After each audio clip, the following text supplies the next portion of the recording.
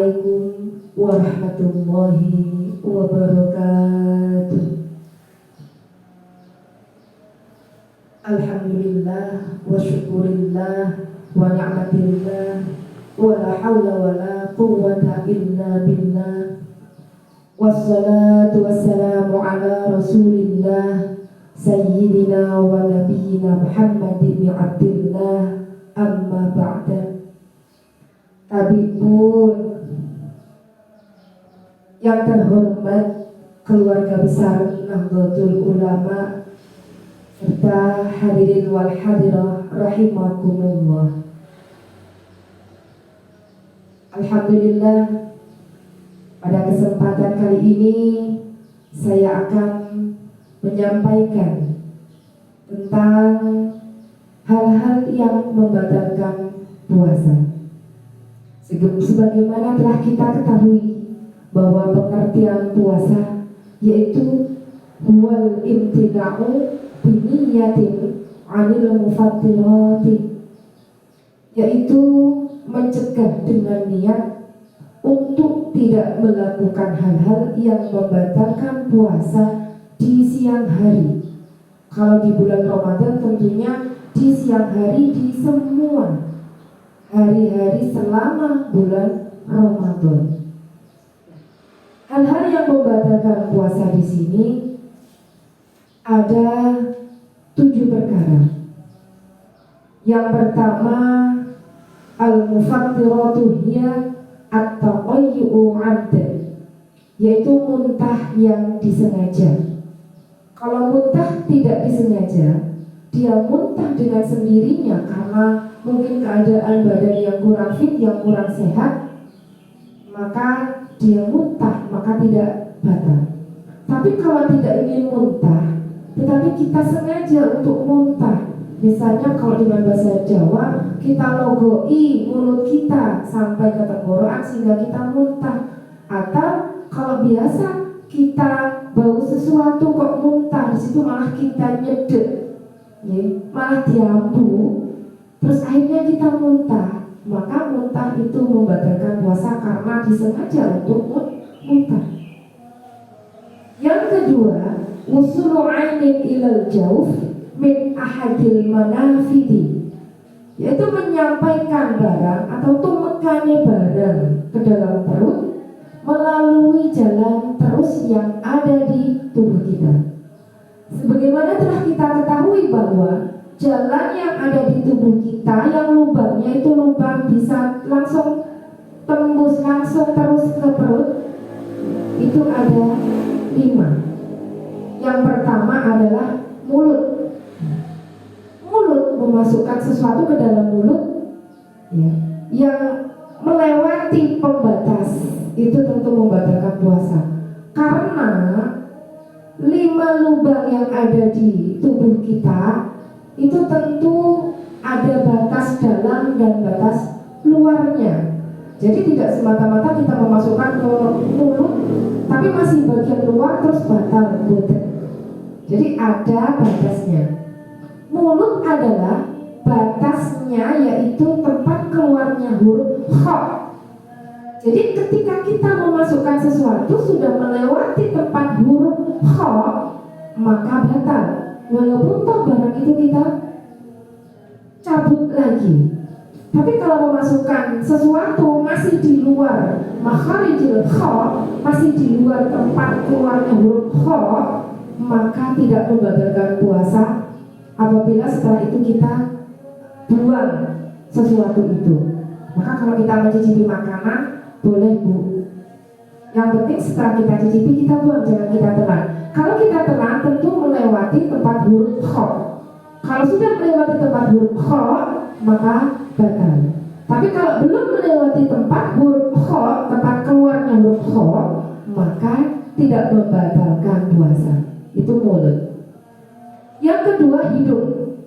Hidung ini ada batas luar dan ada batas dalam. Ketika memasukkan sesuatu masih di area batas luar, maka tidak batal puasanya. Kalau sudah melewati batas dalam, kalau sudah mencapai batas dalam, maka batal.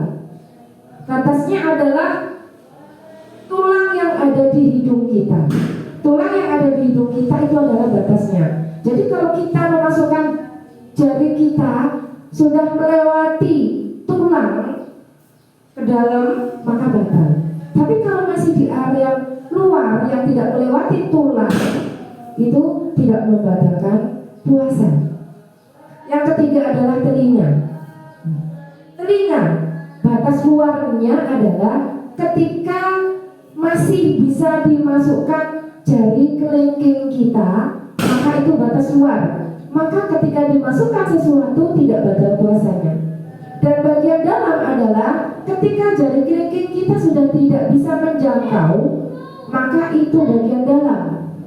Maka kalau kita memasukkan sesuatu sudah melewati bagian dalam, yaitu bagian areal yang tidak bisa terjangkau oleh kelingking, maka itu membatalkan puasa.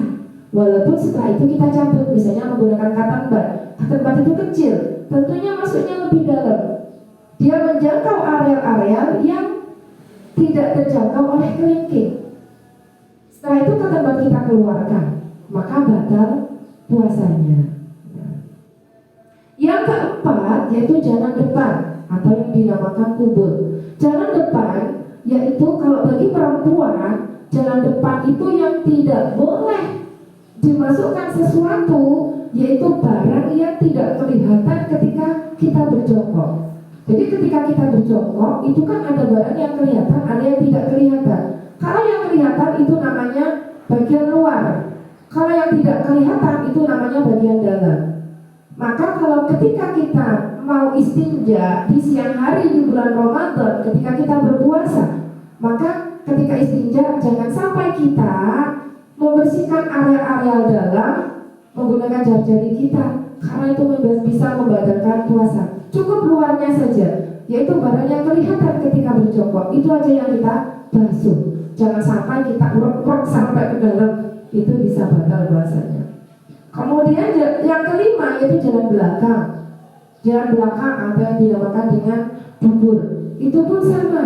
Yang wajib kita basuh, yang boleh kita pegang yaitu bagian luar, yaitu bagian yang kelihatan ketika kita duduk atau berjongkok.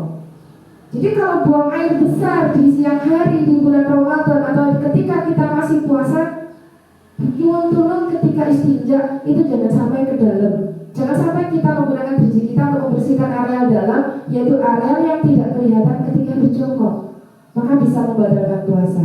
Jadi harus berhati-hati ketika kita beristinja di siang hari pas kita puasa. Jangan sampai kejeronen kalau bahasa Jawanya. Jangan sampai ke dalam kita membersihkannya, cukup luarnya saja. Itu 5 jalan yang tidak boleh dimasukkan sesuatu areal dalamnya dengan batas-batas yang sudah saya terangkan. Yang ketiga, hal-hal yang membatalkan puasa yaitu al-jima'u, jima, bersetubuh dengan suami kita tentunya ya. Di siang hari itu bisa membatalkan puasa. Kalau malam betul-betul. Yang keempat, al-istimna'u, amreh metune mani. Di siang hari kita memikirkan sesuatu, membayangkan sesuatu, ya, kita berusaha untuk supaya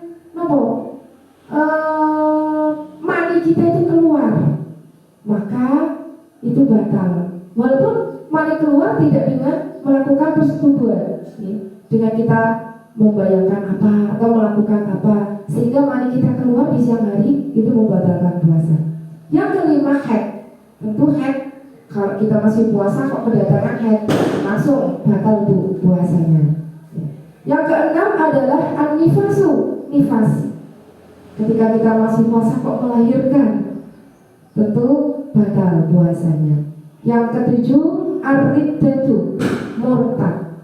Jadi kalau ada orang Islam masih menjalankan puasa, kemudian di siang hari kok dia pindah keyakinan, nauzubillahi min dzalik, ini pindah keyakinan, maka langsung puasanya batal. Jadi ketika kok dia malamnya sudah balik iman lagi, maka puasanya tadi harus diqodoi. Hadirin wal hadirah rahimakumullah, sebenarnya keterangan masih banyak sekali, masih perlu panjang lebar lagi karena waktulah yang membatasi. Mudah-mudahan dengan sedikit keterangan yang saya sampaikan ini bisa menambah wawasan, pengetahuan, dan ilmu kita. Ada kurang lebihnya saya mohon maaf yang sebesar-besarnya. Wallahu muwaffiq ila aqwamit thoriq. Wassalamualaikum warahmatullahi wabarakatuh.